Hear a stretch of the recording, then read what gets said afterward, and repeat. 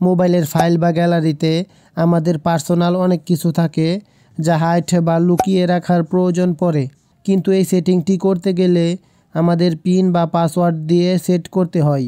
তখন গ্যালারিতে এই অপশনটি শো করে, যা দেখেই বোঝা যায় কিছু লুকিয়ে রাখা হয়েছে।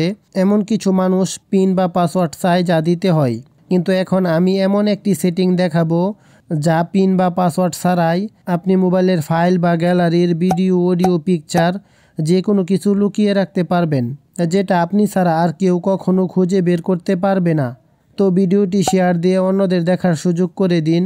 তো প্রথমে এই ফাইল অ্যাপটি ওপেন করেন।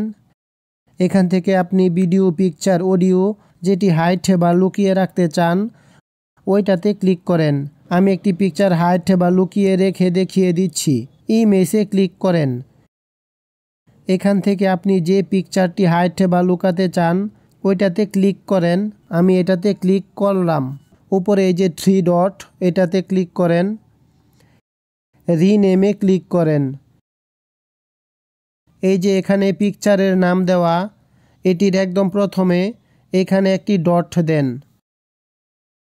ওকেতে ক্লিক করেন। এই যে দেখেন উধাও হয়ে গেছে।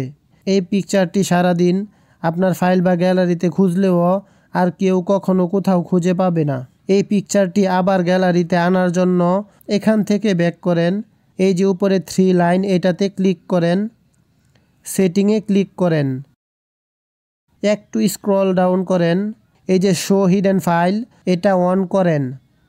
তো এখান থেকে আবার ব্যাক করে ইমেজে গিয়ে দেখেন আপনার পিকচারটি চলে এসেছে।